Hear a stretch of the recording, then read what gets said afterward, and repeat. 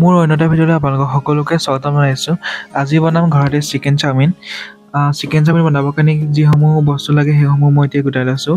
এয়া ধুনীয়াকৈ কাটি লৈছোঁ গাজৰ, কেপচিকাম, বন্ধাকবি, পিঁয়াজ, আদা নহৰু পেষ্ট আৰু পিঁয়াজ নলা। এই ধুনীয়াকৈ কাটি লৈছোঁ আৰু যিহেতু চাওমিন বনাম, চাওমিনখিনি বনাবৰ কাৰণে মই প্ৰথমতে এতিয়া মাংসখিনি ধুনীয়াকৈ ধুই লৈছোঁ আৰু ইয়াতে মই অকণমান নিমখ দিছোঁ। আৰু লগতে আদা নহৰু পেষ্ট কৰি ৰখাই দি দিছোঁ ইয়াতে। আৰু এতিয়া মই চয়া চচ দি দিছোঁ অলপ, যিহেতু মাংসখিনি মেৰিনেট কৰি ৰাখিব লাগিব অলপ সময়। আৰু এতিয়া মই দিছোঁ জালুকৰ গুড়া,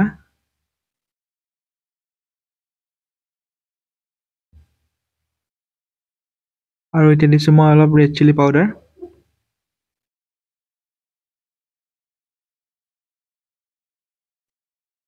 আৰু মই এতিয়া অলপমান দি দিছোঁ হোৱাইট ভিনেগাৰ। গোটেইখিনি ধুনীয়াকৈ মই এতিয়া মোহাৰি পিনি ধুনীয়াকৈ 20 মিনিটৰ কাৰণে মেৰিনেট কৰি ঢাকি ৰাখিম।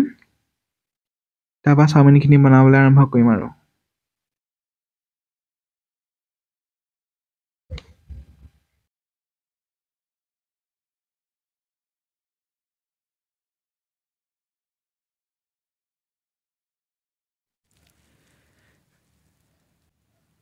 চাওমিনখিনি মই এতিয়া গৰম পানীত ধুনীয়াকৈ বইল কৰি লৈছোঁ।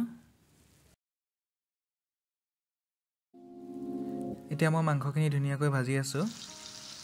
আৰু মাংসখিনি ল' ফ্লেমত ভাজিব লাগিব, নহ'লে পুৰি যোৱাৰ চান্স বহুত বেছি। সেইটো কাৰণে মই এতিয়া ল' ফ্লেমত ধুনীয়াকৈ ভাজি আছোঁ।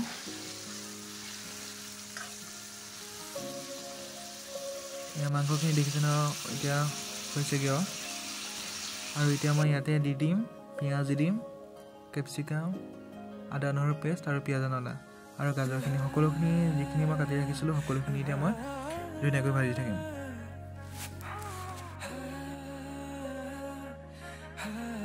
ৰঙচুৱা নোহোৱালৈকে ভাজি থাকিব লাগিব, তেতিয়াহে খাই ভাল লাগিব।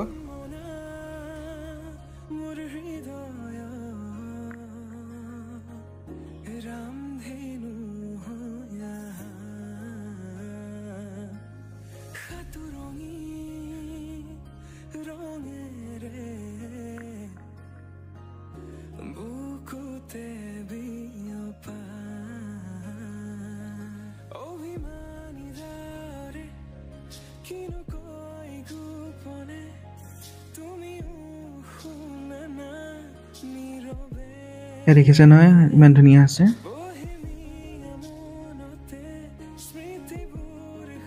এয়া অৱশেষত আমাৰ চিকেন চাওমিন হৈ গ'ল ৰেডি। আৰু ইয়াতে মই এতিয়া খাই দেখাম অলপমান। খাবলৈ খুবেই টেষ্টি হৈছিলে। আপোনালোকেও যদি বিচাৰে তেন্তে ঘৰত বনাই চাব পাৰে, এনেকৈ খাব পাৰে। খুবেই ইজি হয়, খুবেই সহজ ৰেচিপি। আজিলৈ ভিডিঅ'টো ইমানেই আছিলে। যদিহে মোৰ ভিডিঅ'টো চাই ভাল পায় তেন্তে লাইক, কমেণ্ট এণ্ড ছাবস্ক্ৰাইব কৰি দিব। Thank U.